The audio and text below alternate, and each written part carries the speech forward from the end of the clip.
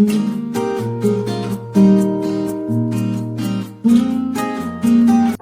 عليكم ورحمة الله تعالى وبركاته. مرحبا متابعيني ومتابعاتي الأحباء، مرحبا بكم في قناة بسم الله مع أمها.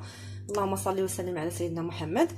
اليوم جبت لكم وصفة جديدة فعالة لعلاج الكحة والسعال ونزلات البرد. نتوما عارفين دابا هاد الموجة اللي عندنا ديال البرد في البلاد.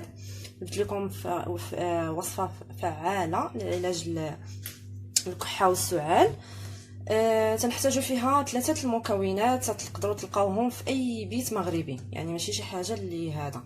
3 المكونات موجودين في اي بيت مغربي. عندنا هنايا الزعتر البلدي، كنحتاجو الزعتر البلدي مثلا القدر اللي بغيتي تتعملي. انا هنايا درت معلقه كبيره. عندنا هنايا هاد الحبق اللي هو تنقولوا باللغه العربيه الريحان، هو الحبق بالدارجه، راه كلشي عارفو، موجود في اي جرده، في اي جرده في الصيف. عندنا هنايا الحليب. انا عمرت هاد الكاس هذا، تقدروا ديروا القدر اللي بغيتو. وغادي نعبر انا 2 كيسان بهاد هاد الكاس ديال العنبه. صافي، ونحطوهم نديروا القدر دابا ديال الحليب. ناخذ 2 كيسان ديال العنبه. كاس الاولاني، بسم الله. الكاس الاولاني، هذا الكاس الثاني. الوغ جات هي هذيك 2 كيسان في هاد العبار ديال هاد الكاس هذا. هذا الكاس الثاني، بسم الله.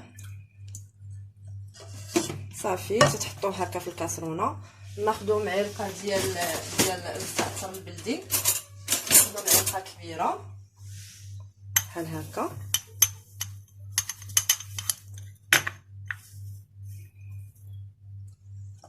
نضيفوها على داك الحليب اللي درنا.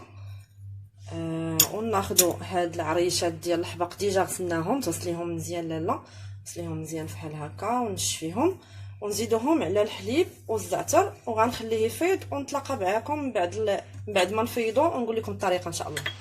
ودابا ها هو الحليب ديالنا فيضناه مع المكونات اللي ديجا قلت لكم. كتخليوه تيفيض، من بعد تخليه واحد 2 دقائق 3 دقائق يطلقوا المكونات مع بعضهم. كنشدو كنصفيو بحال هكا. من بعد ما كيتصفى تيخلي الواحد حتى كيدفى. من بعد كنشربوا الواحد قبل ما ينعس يشرب كاس منه، ومن بعد ما كيفيق في الصباح يقدر يشرب كاس على الريق. فوالا، هذه هي الوصفه ديالنا ديال اليوم. كنتمنى ان شاء الله نفيدكم، والله يجازيكم بخير. دعموا القناه بالاشتراك، اللي ما مشتركش يدير اشتراك، وفعلوا الجرس باش يوصلكم الجديد ان شاء الله. والشافي هو الله سبحانه وتعالى، مي احنا تنديروا غير الكمال على الله. وما تنساوناش بالدعاء، وشكرا جزيلا، ومع السلامه في فيديو جديد ان شاء الله.